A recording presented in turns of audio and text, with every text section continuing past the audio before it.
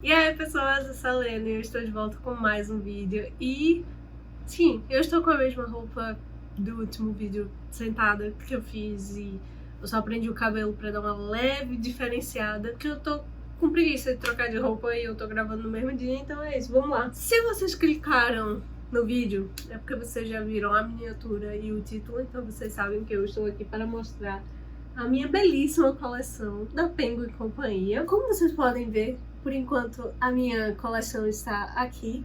Eu vou mostrar livro por livro, falar um pouquinho se eu já li, se eu gostei, se eu não gostei, se eu tô ansiosa pra ler.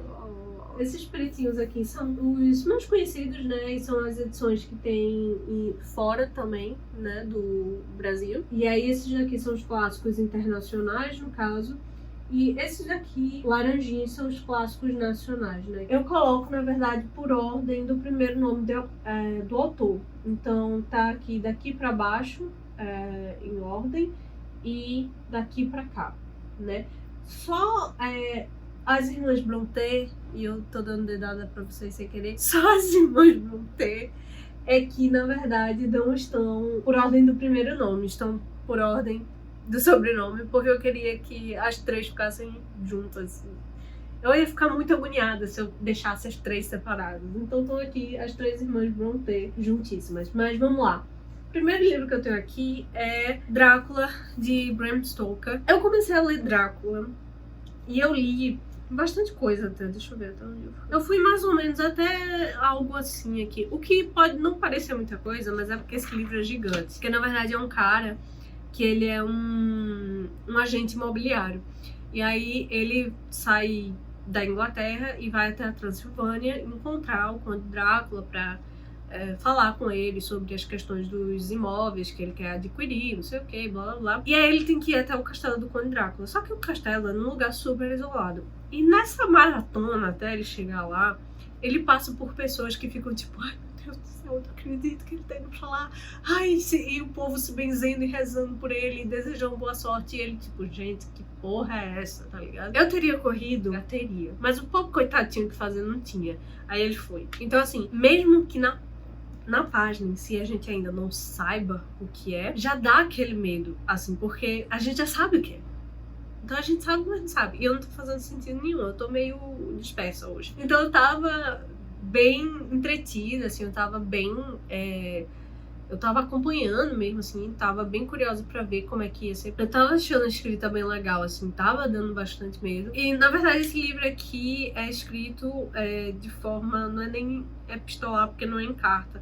Na verdade, no início começa a gente acompanhando pelo diário dele, que ele começa a escrever quando ele já tá preso no... Não, mentira, ele começa a escrever antes, pelo que eu me lembro. Mas enfim, ele escreve uma boa parte quando ele tá preso lá no castelo do Conde Drácula. E depois passa pra diários de outros personagens. Um deles sendo a noiva dele. E aí foi aí que a escrita pra mim esfriou, porque claramente é um homem tentando escrever pelo ponto de vista de uma mulher.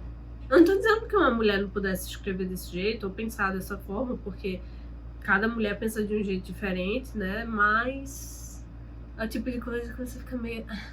Aí eu abandonei porque eu vi que não ia rolar, não tava mais rolando pra mim, mas não desisti. É lógico que eu irei ler depois esse livro, porque eu fiquei bem curiosa. O próximo aqui é A Inquilina de Whitefell Hall, de Anne Brontë. Eu nem lembro mais sobre o que é. Ah, sim, não. Eu lembro, sim. É sobre uma mãe solteira, né, que eu acho que ela é viúva, se eu não me engano, não sei. Ou se isso faz parte do mistério. Mas enfim, ela se muda pra uma nova vizinhança, fica amiga de um cara, só que aí começa a rolar boatos, porque claro que o povo não tem o que fazer, né? E vai ficar falando da mulher, porque a mulher é mãe solteira. Eu nem comecei a ler o livro e eu já tô com raiva do povo fofocando da coitada. Quando vê, sei lá, ela é uma pessoa horrível que matou o marido, sei lá, não. Quer dizer, eu não sei, né? Não, mas enfim, ela fica amiga do cara, provavelmente deve ter um romancezinho aí envolvido, né? Não sei. E aí parece que a relação fica meio estremecida por causa dos boatos. Então eu tô bem curiosa pra ler, porque Anne Brontë definitivamente é a irmã que é menos falada, eu acho. E por isso que eu tenho tanta curiosidade, porque quem lê gosta muito. Então a bichinha deve ser esquecida no churrasco. Essa edição aqui é traduzida por Deborah Landsberg. E esse livro aqui de Drácula, que eu esqueci de falar, é traduzido por José Francisco Botelho. O próximo é Jane Eyre, de Charlotte Brontë. E esse daqui é sobre... é uma órfã, não é? Ela é órfã, que ela vai pra casa de uma família, se eu não me engano, e aí ela vai se apaixonar por um cara, e aí eu acho que ela vai sofrer alguns problemas, e o romance deve ter algumas problemáticas aí, porque, né, os coitados dos órfãos nessa época eram tratados muito mal. Até hoje, né, se tem muito... Eu não tinha lido essa parte aqui, que ela foi acusada de jacobinismo moral por advogar pela igualdade. Uau! Tá vendo? Só descobrindo coisas novas sobre os livros que eu já tenho há um bom tempo na estante. Ai, e minha alergia tá voltando, meu nariz tá começando a coçar. Que ótimo! Por quê? Porque eu tô mexendo nesses livros cheios de poeira que faz tempo que eu não limpo. O próximo que eu tenho aqui é O Morro dos Ventos Vivantes, de Emily Brontë, um dos favoritos da vida. E aqui a gente vai acompanhar a história de Heathcliff e Catherine. E na verdade aqui é uma história sobre obsessão, paixão, vingança, tormento, sobre lidar com as consequências dos seus atos, sobre preconceito, discriminação. E, de novo, eu esqueci de falar quem foi que traduziu esse livro aqui. Essa tradução de Jane Eyre é de Fernanda Abreu, tá? Deixa eu falar logo do Morro dos Ventos Vivantes para eu não esquecer. A tradução é de Júlia Romeu. Eu amei esse livro quando eu li e eu estou louquíssima para reler. Né? A primeira vez que eu li na minha edição da Azahar. E então eu tô bem curiosa pra ler essa edição aqui, pra ver se eu vou sentir muito a diferença da tradução. Eu também tô louca pra saber se o meu amor por ele vai aumentar, se vai diminuir, não sei. Mas eu acho que vai aumentar, provavelmente. O próximo livro que eu tenho aqui é Grandes Esperanças, de Charles Dickens. A tradução é de Paulo Henriques Brito. Eu comecei a ler esse livro, tava achando interessante. A leitura foi dando precisei reler, porque eu passei muito tempo sem ler. Só que aí foi uma dessas coisas em que eu fui reler, mas não deu tempo suficiente para esquecer tudo que eu tinha lido. Mas eu tava precisando reler para entrar no clima de novo, para continuar a leitura. E aí me deu aquela sensação de repetição, de arrastamento, mas eu continuei lendo, achando interessante. E aí houve uma troca aqui no narrador, em que eu comecei a perceber... esse narrador talvez seja manipulador, e eu adoro narrador não confiável, mas nesse caso específico, na época em que eu estava, eu não estava com muita paciência para isso, eu não estava muito afim, e aí eu acabei abandonando, infelizmente. Mas eu li bastante dele e eu tô curiosa pra ler, porque tem muita coisa aqui que me deixou muito curiosa, porque aqui a gente vai acompanhar o órfão Pip, e ele vive com a irmã dele, que é bem mais velha do que ele. A irmã dele é super abusiva com ele, com o marido dela, e eles são pobres e tal, e vivem perto de um navio prisão. E aí tem todo um mistério aí acontecendo em relação a uns fugitivos desse navio prisão e Pip. E aí, assim, eu não sei pra onde vai, eu fico imaginando pra onde vai. Eu tinha minhas teorias e eu tô morrendo de vontade, assim, de continuar a ler, de reler o que eu já li e continuar a ler, porque eu quero muito saber se o que eu tava pensando que ia acontecer e como as coisas iam se ligar realmente acontecem como eu pensei, se ligam como eu pensei, porque tem um elemento de mistério aqui bem interessante. De Charles Dickens eu só tinha lido David Copperfield e não tinha essa atmosfera, assim, de mistério e tal. Nesse caso tem. E também tem o mistério de quem é a pessoa que começa a ajudar Pip, né? Porque do nada chega um advogado dizendo: olha, meu patrão, meu cliente no caso, quer te ajudar. É o seguinte, ele vai te colocar para estudar, você vai ter a melhor educação que você pode imaginar. E é isso. Ele quer que você seja educado e viva bem agora para se tornar um cavalheiro e entrar na alta sociedade inglesa. E Pip, sendo pobre, farrapado, sofrendo os abusos da irmã, chega e diz: bora! Tá perguntando se o santo quer reza, meu filho, vamos embora. E ele vai, sem nem se perguntar o porquê isso tá acontecendo com ele. Vai, o coitado é uma criança e tal. E aí tem esse mistério de quem é essa pessoa que tá ajudando ele, por que essa pessoa tá ajudando ele. Mas enfim, é isso, Grandes Esperanças. O próximo aqui também é de Charles Dickens, é David Copperfield. Esse daqui eu li completamente, gostei muito. Também é sobre um órfão. Na verdade, ele é órfão de pai, mas aí a mãe dele casa com um cara horrível. E aí o cara horrível tem uma irmã horrível. E aí começam a abusar dele e da mãe dele. E mandam ele para fora de casa para ele começar a trabalhar. E aí ele sofre maus tratos, né? Trabalho infantil, todas essas coisas. Depois ele vai para uma escola que é horrível, que ele também sofre maus tratos. E aí, esse livro aqui é a novela da vida de David Copperfield. É literalmente a biografia de David Copperfield. E a gente acompanha a luta dele para conseguir sobreviver e chegar num lugar confortável na vida, em que ele possa se casar com quem ele ama e viver bem. E aí você vê ele tomando decisões e casando com a pessoa errada, por exemplo. Aí você fica, cacete, tu é muito burro, mas mesmo assim eu ainda tô torcendo por tu, porque teu coração é muito bom, rapaz. O menino é inocente que só vendo. E aí a gente vai acompanhando uma série de personagens que vão aparecendo, pessoas que vão ajudando ele, vilões que a gente morre de raiva. Enfim, é uma novelinha mesmo, né? Ele foi escrito em folhetim, então era literalmente novela da época, né? E eu gostei muito, muito. É um livro bem água com açúcar, por mais que tenha momentos bem tristes e difíceis de ler. É bem água com açúcar, assim, uma novelinha, e você vai acompanhando, assim. Enfim, eu li em 2 meses esse livro e eu gostei bastante. O tamanho assusta, mas a escrita é bem tranquila de acompanhar, é bem fluida. E tem os vídeos aqui da leitura conjunta, né, que eu fiz aqui pro canal. Então, se vocês quiserem acompanhar enquanto vocês vão lendo, sintam-se à vontade. Esse livro aqui, a tradução é de José Rubens Siqueira. O próximo é outro de Dickens, Uma Canção de Natal, traduzido por Rodrigo Lacerda. Uma Canção de Natal, por mais que eu não tenha lido o original, eu sei basicamente sobre o que é, eu não sei exatamente o que acontece em cada coisinha, porque eu não li o original, mas eu sei todo o conceito da história, porque é um conceito que já tá com a gente há muito tempo, né? Se você conhece o Scrooge, né? No caso, é o nome dele aqui, não é? Não é Scrooge o nome dele? Scrooge, pronto. Por mais que não tenha lido o original, e por mais que você não tenha visto, porque eu acho que tem adaptação, né? Eu não sei exatamente, porque são tantas adaptações ou reimaginações que existem dessa história daqui que fica difícil pra mim de saber exatamente. Mas tem muitos desenhos animados também com essa mesma história dos fantasmas do Natal que vão te visitar pra te ensinar as lições. E é basicamente isso que acontece, né? Um cara super chato e ranzinza recebe a visita de diferentes fantasmas pra ajudar ele. Ou é só um fantasma nesse aqui? Não. É mais de um fantasma também. E aí esses fantasmas vão ajudar ele a reinterpretar coisas da vida dele, eu acho, né? E aí no final você tem a lição aí de Natal e tal. É a história natalina que todos nós conhecemos, não é mesmo? De uma forma ou de outra, mesmo que a gente não tenha lido o original. O próximo que eu tenho aqui é Madame Bovary, de Gustave Flaubert.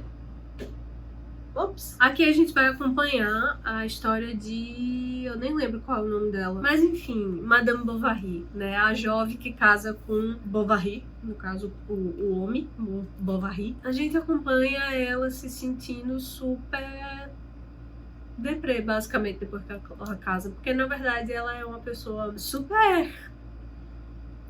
eu não diria romântica, ela é muito iludida, romanticamente, digamos. Ela espera que o casamento vai ser uma coisa específica e acaba não sendo. E aí ela começa a se decepcionar porque o marido dela não é rico, porque o marido dela não passa 24 horas por dia só atendendo os desejos dela, porque basicamente não tem como, né? Porque ninguém vive num livro de romance. Que livro de romance é esse, rapaz? Que coisa...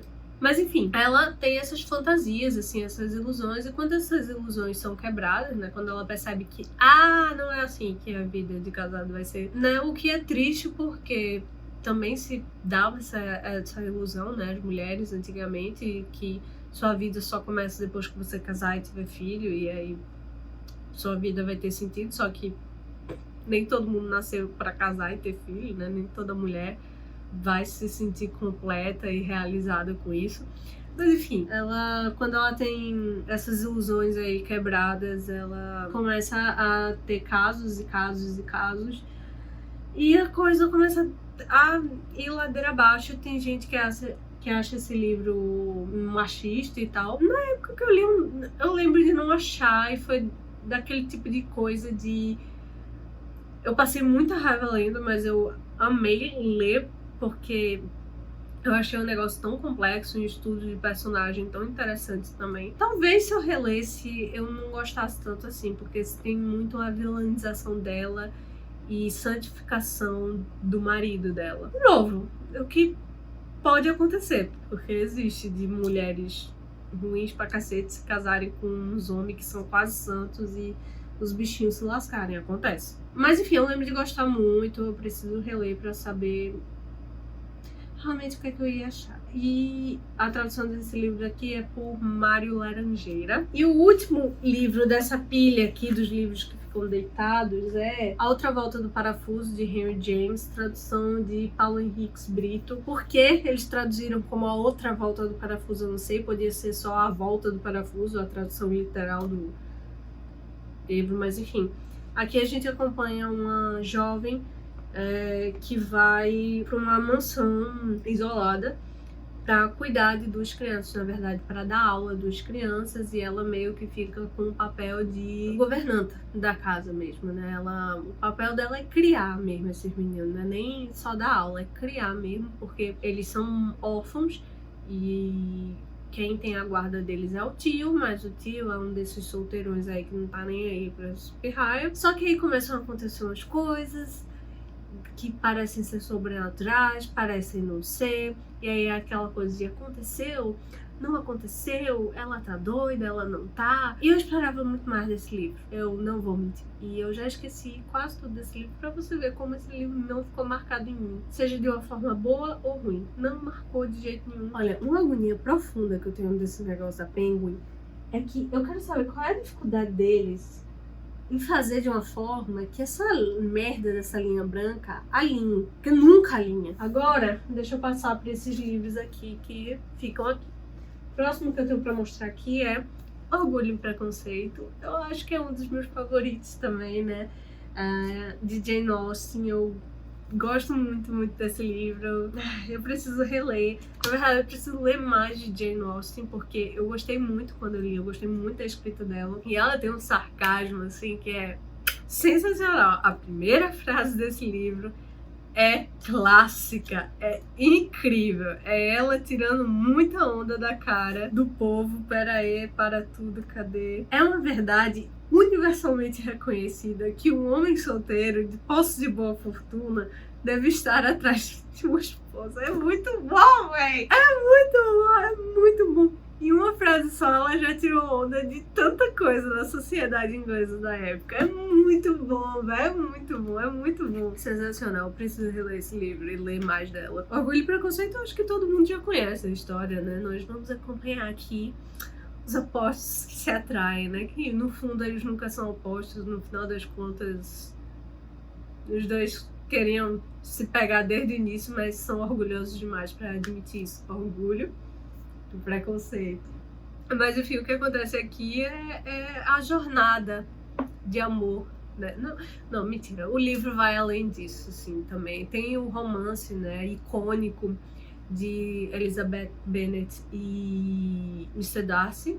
Eu acabei de perceber que eu não sei o primeiro nome dele, mas os personagens que ficam em torno deles também é muito importante, porque fala muito sobre a sociedade inglesa da época, né? Traz a crítica dela, né, ácida e sagaz aqui. É sensacional, porque ele é conhecido pelo romance, é a coisa mais icônica dele, mas ao mesmo tempo tem tantas outras coisas aqui no meio, e Jane Austen traz isso com tanta maestria, assim, com tanta... A palavra não é exatamente delicadeza, mas é delicadeza, porque é uma coisa delicada você conseguir encaixar tudo isso e trazer tão bem. Então, enfim, incrível. O próximo que eu tenho aqui é um também de Jane Austen, que eu tô doida pra ler também, que é Razão e Sensibilidade. Eu não sei exatamente como é o romance aqui que rola, mas eu sei que são duas irmãs, né, que elas são meio opostas, uma é mais regida pela razão e a outra pela sensibilidade. Eu nunca ouvi o nome, assim, de um casal específico desse livro aqui.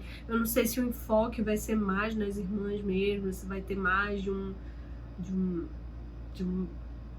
interesse amoroso, né, aqui, se vai ter mais de um, né, mas, enfim, é um livro aí dela que eu quero ler, que inclusive ele é bem maior do que eu imaginava. Eu falei isso quando eu mostrei ele aqui no Book Haul, porque geralmente o preço dele era bem barato, eu nem sei como é que tá o preço agora, mas quando eu comecei a paquerar ele, o preço dele tava sempre bem barato, então eu achava que ele era bem menor. E aí, quando ele chegou aqui, eu fiquei, uau, é maior do que eu imaginava que fosse ser, porque eu não tinha visto quantas páginas tinha. Mas enfim, é isso.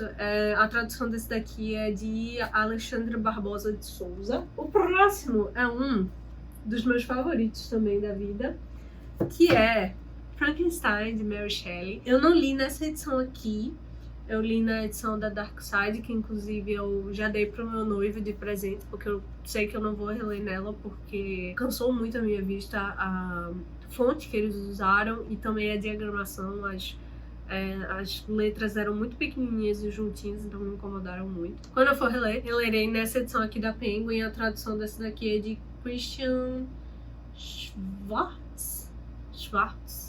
Espero que seja assim que se pronuncia o nome dele, se não for, perdão. Mas aqui, de novo, é uma dessas histórias que mesmo que você não tenha lido o original, você conhece. A única coisa que a maioria das pessoas não sabe, se você só sabe a referência de Frankenstein pela cultura pop e não sabe mais nada do original, você vai pensar que Frankenstein é o monstro que é construído, né? No caso, o ser, a criatura. Mas, na verdade, Frankenstein é o criador, né? A criatura não tem nome. E aqui a gente vai acompanhar Frankenstein enquanto ele constrói, né? Cria essa criatura, no caso, e o que leva essa criatura a se tornar violenta, né? E aí a gente vai ter a discussão aqui de quem seria o monstro, na verdade, da história. O criador ou a criatura? Tem muita coisa que eu confesso que eu já esqueci desse livro, que eu preciso reler para lembrar de alguns detalhes bem específicos, mas assim, foi uma leitura 5 estrelas, sensacional. O debate filosófico aqui e filosófico, moral, ético, que tem nesse livro aqui é sensacional, juntamente com a atmosfera de terror que ela traz muito bem. Enfim, é um livro muito, muito bom. O próximo que eu tenho aqui, na verdade, é um box, que é o box de Don Quixote, traduzido por Hernani Só. E aí temos aqui o volume 1, com essa capa aqui, e o volume 2. Já faz muito tempo que eu tenho curiosidade de ler Don Quixote. Eu lembro que eu comecei a ler Don Quixote numa dessas versões adaptadas, né, que eles diminuem o texto e não é o texto integral. E eu acho que talvez essa edição ainda exista aqui em casa em algum lugar, talvez na estante dos meus pais. Eu não sei onde é que foi parar. Mas aí eu comprei a edição integral, logicamente, porque agora, né, eu já consigo ler livros maiores, assim, e tal. Eu não sou mais criança, então, né, eu queria o texto integral. E eu tô bem curiosa pra ler, porque por mais que seja um texto bem antigo, ele é muito comentado por ser muito engraçado, né? Então, assim, do tipo das pessoas gargalharem ao ler esse livro. Então eu fico muito, muito curiosa pra ler, pra saber o que eu vou achar. De Don Quixote, eu só sei dessa coisa dele não estar 100% são, né? Tem a coisa dos moinhos de vento aí e tal. Eu acho que todo mundo conhece meio que algumas coisas, né, da história, assim como muita gente sabe muita coisa da história de Orgulho e Preconceito, por mais que eu não tenha lido, ou uma canção de Natal, ou um conto de Natal, dependendo da tradução que você for pegar. Todo mundo já ouviu falar, mas nem todo mundo leu, né? Então, é isso. Temos aqui essa edição lindíssima. E aí, chegamos aqui nos 2 últimos livros dessas edições pretinhas. O próximo que eu tenho para mostrar é O Retrato de Dorian Gray, de Oscar Wilde. Essa tradução aqui é de Paulo Schiller.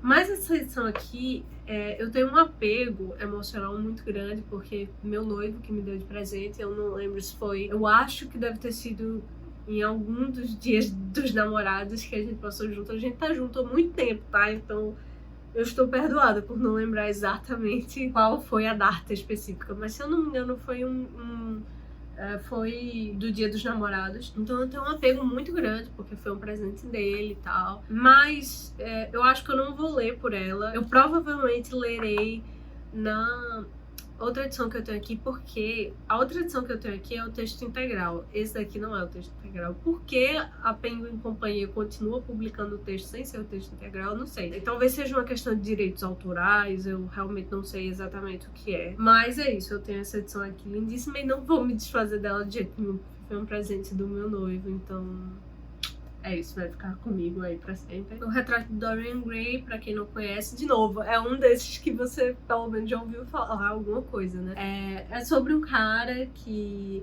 é rico e bonito e vaidoso e ele vive pelas aparências.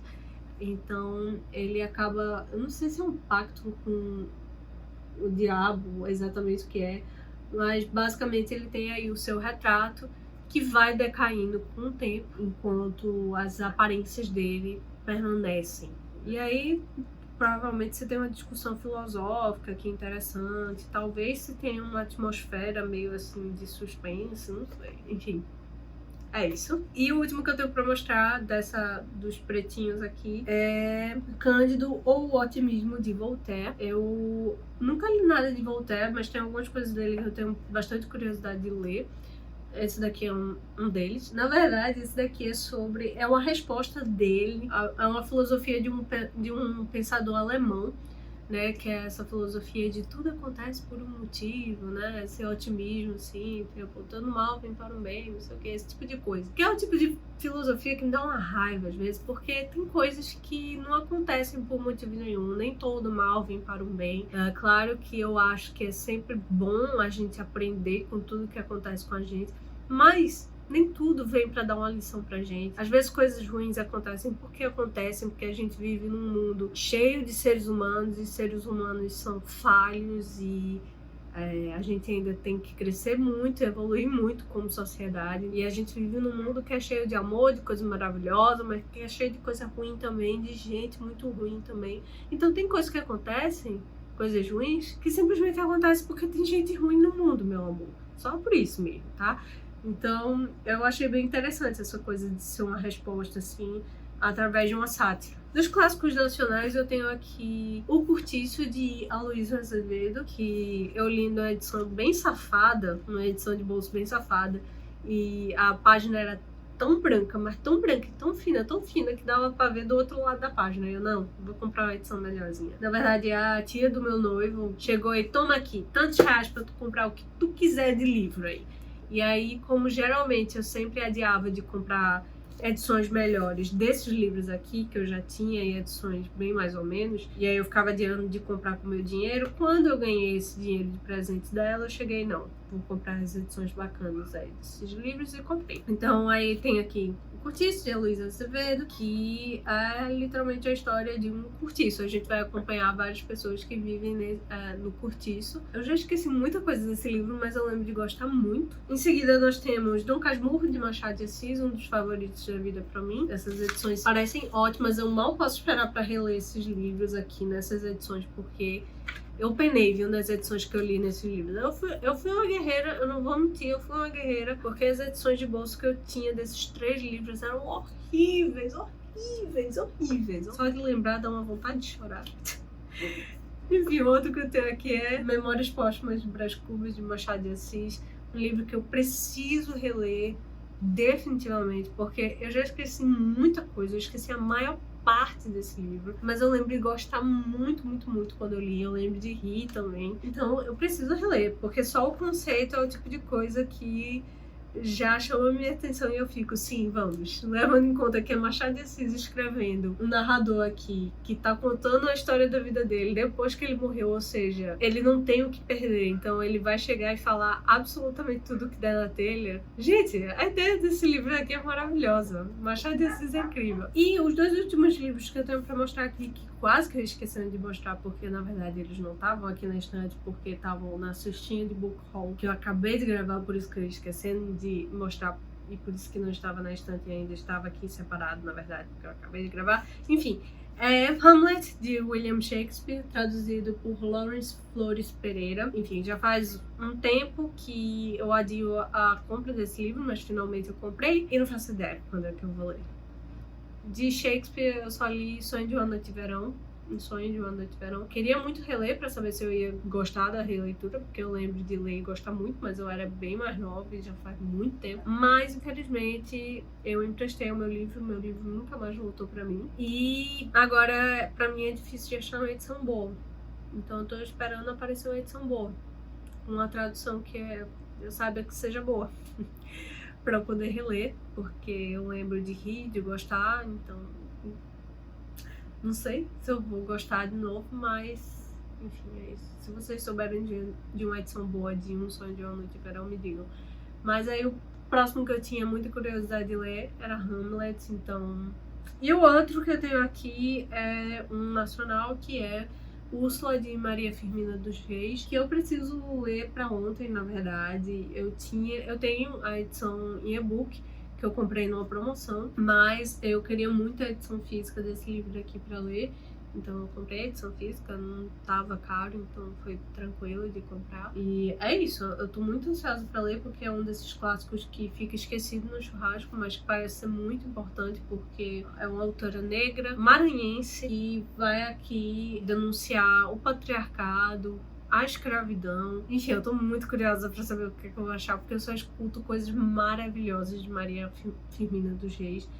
Então eu espero ler num futuro próximo e espero mesmo, de verdade, do fundo do meu coração, gostar desse livro. É isso.